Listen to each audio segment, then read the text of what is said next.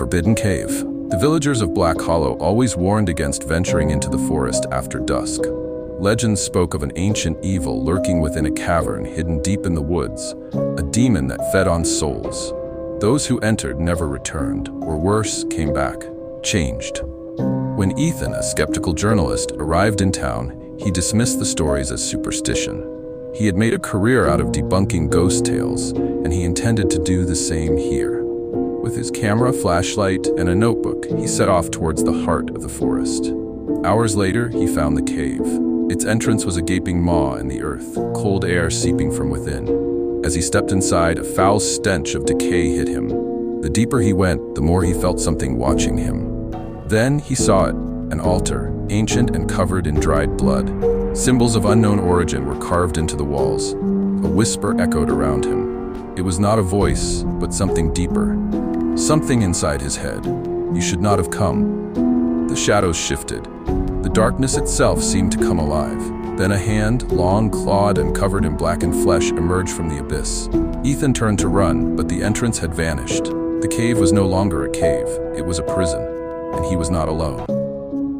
The mark. The villagers heard Ethan's screams that night, but by the time they reached the cave, he was already outside, lying unconscious on the ground.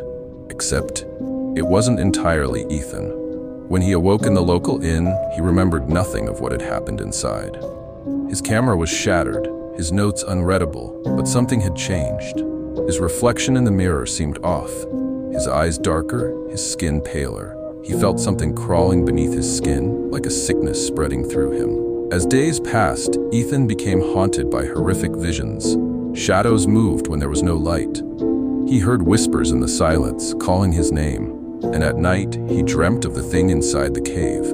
Its voice rasping, promising power, whispering secrets in a language he did not understand. But worst of all was the mark. Burned into his chest, just above his heart, was a symbol he had never seen before.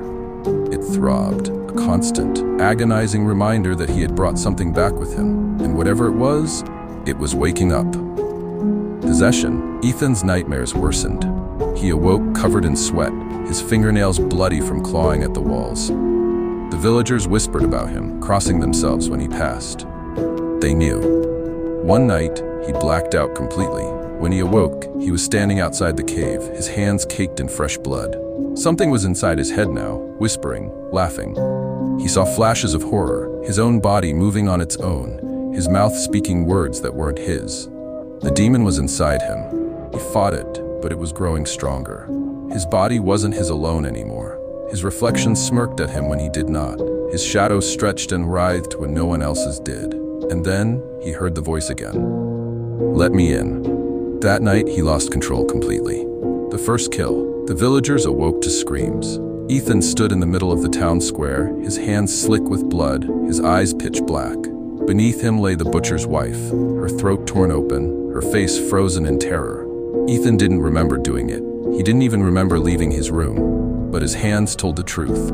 As the villagers screamed and ran, the whispers in his head became a roar.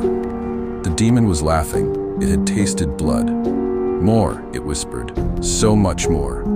Ethan fled into the woods, his mind unraveling. The hunger inside him was no longer just a voice, it was a force, a need. He had lost the fight. The demon was in control now. The hunt begins. The villagers armed themselves, torches and pitchforks in hand. The priest warned them. Ethan was no longer just a man. He was something else now, something ancient. The forest had changed. It was darker, colder. The trees seemed to shift when no one was looking, and an unnatural fog curled around their feet. They could hear something breathing in the darkness. Then the attacks began. One by one, they vanished. Bodies were found, torn apart, drained of blood. The demon was growing stronger. It wasn't just Ethan anymore. It had become something worse, something unstoppable, and it was coming for them all. The exorcism. Desperate, the villagers sought out Father Lucian, the last priest who had faced the demon centuries ago and survived. He knew the only way to banish it was to perform the ritual inside the cave where Ethan had first encountered it. But there was one problem. The demon, was waiting for them. As they entered the cave, the torches flickered, the shadows moving like living things. Then Ethan stepped forward, but it wasn't Ethan anymore. His body was twisted, his skin blackened, his eyes glowing red. When he spoke, it was in a guttural, ancient tongue. "You cannot stop me." The priest began the ritual. The demon shrieked, the cave walls trembling. Ethan's body convulsed, black smoke pouring from his mouth. The villagers held him down as he thrashed, the demon fighting to stay. But then Ethan whispered something. "Kill me." Tears in their eyes, the villagers obeyed. The blade plunged into his heart. The demon howled. The cave collapsed. And then silence. The curse lives on. The town mourned Ethan, burying him in consecrated ground. They thought it was over, but they were wrong. That night, a child awoke, screaming in terror. His parents rushed to his room, only to find him sitting upright, eyes pitch black, whispering in a voice that was not his own. "I told you, you cannot stop me."